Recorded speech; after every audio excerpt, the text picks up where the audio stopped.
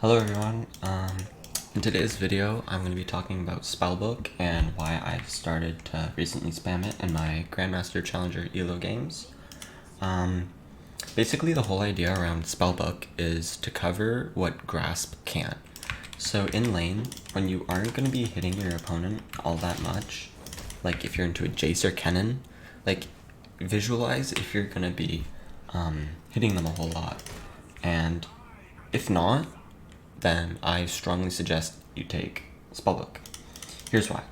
So, I've noticed this after I played into Jace Cannon, Vayne, any ADC top, any ranged laner that just bullies you. I check out like 15 minutes, I've seen grasp only proc like 4 times. That's not really valuable, and so I started the Theorycraft, what could replace grasp? And I came up with spellbook. Let me tell you why spellbook is really good. Because you're not going to be interacting with your laner a whole lot. You're just going to be like sitting back. You're not really going to be doing a whole lot.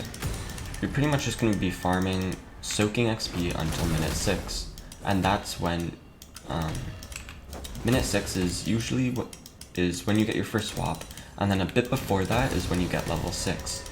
So it pretty much like doubles your level 6 spike in a way.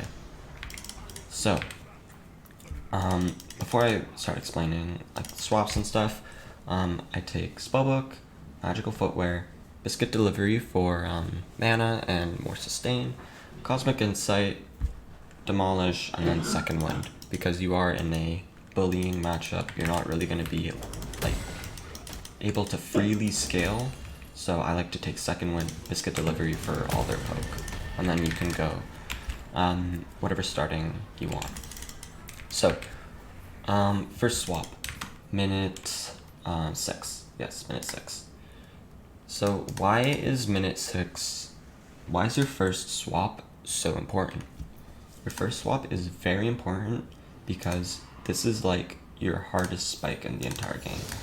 So around minute 6 is when you should get your first swap, and it should be when you have like a Sheen Ruby, maybe a little bit more, maybe a little bit less. This is just like average. So at your first minute 6 swap, you almost always want to go exhaust. Why is exhaust so powerful here? When you get on your opponent, like usually you want to wait for your jungler, usually communicate with your jungler. Hey man, gank at minute 6. Usually want to say this to your jungler. If they don't, like at the start of the game, if they don't come, oh well. But it's always usually good to communicate with that, just because of how good Casante's gank setup is. It's like really hard to for your enemy to really do anything when this happens, exhausted, ulted towards your jungler. There's literally not much you can do. So that's why that's why usually ask for your jungler to come. But exhaust, why is exhaust so good?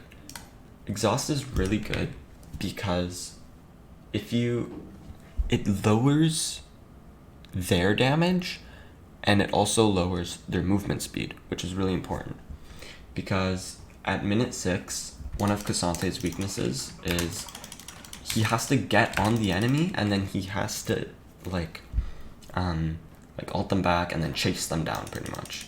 So usually if you're doing something like this, now if you press W, if your opponent uses a gap closer like over here or something, like Gragas, or actually you can probably just block Gragas E, but pretty much like Vayne, she can like Q away and like maybe go invisible, or Kennen might like E away with his movement speed.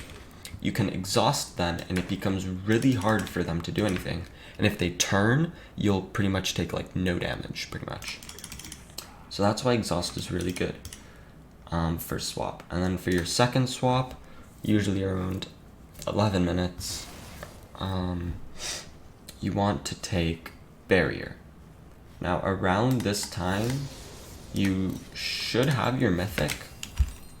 Yeah, you should have your mythic and like maybe full component, something like that. So this is around minute 11. Just ignore the time up there. It is because I fast forward 10 minutes. So barrier second swap. Reason why barrier second swap is so good is because now you have gauntlet and you can pretty much just run them down. But there's an issue. They can still burst you when you like go all out. So you have the mobility, you have the stickiness with your ice board. They can't run away. And you have the damage now with your level 6, all out, and Sheen. But you don't have survivability, which is where barrier comes into play. See, if Kennen like pops R, you just press barrier, or you know, when you're all out, because they're gonna try and turn on you. If they're smart, they'll try and turn on you when you have no more resistances, and then you can just use barrier when you're all out and pretty much get like a mini gargoyles, block their burst. There's your survivability covered. And then for your third swap, usually I like to take ignite, get a little more kill pressure. This is good for like skirmishes, dragons. Skirmishes and dragons. Just getting ignite is really helpful because just allows you to burst down a target much easier. You know, R, ignite, Q, just full combo takes so much damage. And then past that, you can really just swap to anything you want. Usually if I'm seeing a team fight gonna happen, I'll swap to Ghost. Ghost is really nice. A lot of people take Ghost. I see it as more of a situational, and its powers in team fights, so I don't really need it in laning, or I don't know, just take it for team fights. Smite, really good for like if you notice like my jungler's dead and it's a 4v4, maybe I can take Smite and, you know, outsmite the enemy jungler. You can always just like, you know, swap to Smite if the let's say the dragon was really low. Let's go low, hold on. Just get the dragon low real quick. And then let's say it's like a Smite fight. Let's say the enemy jungler comes in, you can just like ult him out, you know, and then knock him away. Smite, you know, something like that. It's really bad, but you get the idea. And then, yeah, just take Ghost, and then heal. Usually you want to take till your 5th or 6th swap. Heal is just kind of it's pretty much just because you don't really need cleanse or clarity, and you want to maximize your swap cooldown, because every unique summoner swap is 25 seconds off your next swap, so it's just generally good. Okay, now let's talk about tips and tricks with spellbook. So usually, here, let me reset the game real quick. Reset game. So usually, oh, it's bugged. Nice. Okay. Let's just, okay, just pay attention to this. So spellbook, let's say your first swap, when you swap to a summoner spell, you completely overtake whatever spell you're gonna use. So let's say I take, let's say I take Ghost and I swap it for my teleport, but my teleport is up. I'm gonna be locked out of my teleport for, until I use Ghost. So if I'm in a side lane and I swap my teleport to Ghost, then, you know, that's gonna kind of suck, because let's say if my team fights over here, I can't teleport because I have to use my Ghost first, and then there's a 10-second delay. Not really what you want.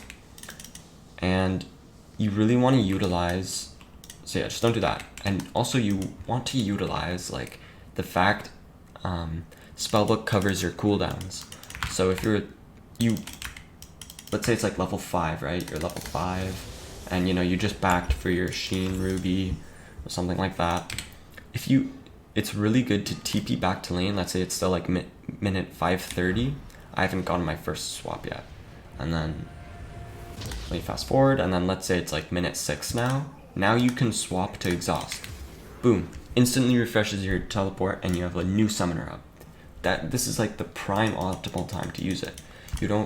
Usually you don't want to swap it during your when all your spells are up, but usually aim to swap the summoner that's on cooldown. So yeah, that's just a really nice trick to know. Save your use TP first in lane, and then come back. You should be like halfway to level 6. Scale up a bit, get your level 6 spike, and then you'll be a monster with exhaust and all out and flash, because if you swapped flash for exhaust, then your TP would just be on cooldown. You lock yourself out of your flash for like 30 seconds until you use your exhaust. Just swap the summoner that's on cooldown, pretty much. So let's talk about why spellbook is better than grasp in some cases. So if I'm into Jace, Kennen, Vayne, pretty much any of these like annoying matchups where they're ranged and they're decently mobile, you're not going to be hitting them a whole lot. Like, think of the times when you're just walking up to a Kennen and, or a Vayne, and you're having a short trade with them. That's never going to happen. Grasp is for short trades, and you're not going to have a whole lot of beneficial short trades with them because you have to get on their face, Q them, E them, and then they have lots of ways to respond. Jace can just like knock you back, he can just like speed away, if he has phase rush, he'll just run away and then kite you, whatever. So that's why grasp doesn't get a whole lot of value into them, because, you're not really playing for short trades in these matchups. Spellbook, on the other hand, as soon as you hit level 6, that's when you get your spike. You can just, dash up to them and say, you can just like dash up to them with your jungler. You can just R them, exhaust. Now they can't run away anymore. Probably don't want to ult immediately. Let them use something first, and it pretty much just doubles your value at your level 6 spike. And yeah, so that's pretty much it. Usually you want to take spellbook into matchups where you're going to be getting poked down a whole lot, because it gives you access to biscuits. For your secondary, you can go second wind, so you can deal with their poke and also get a huge spike at level 6. So yeah, spellbook just covers what grasp can't. Short trades. You aren't really going to have a whole lot of like short melee trades with the Vayne. And this can be applied to like any lane. Just like visualize the lane in your head and see if you're going to be autoing them a whole lot. If you have any questions, feel free to leave them in the comments, or you can come to twitch.tv/Katrius and drop a comment asking about spellbook, and I'd be happy to answer. Other than that, thank you for watching.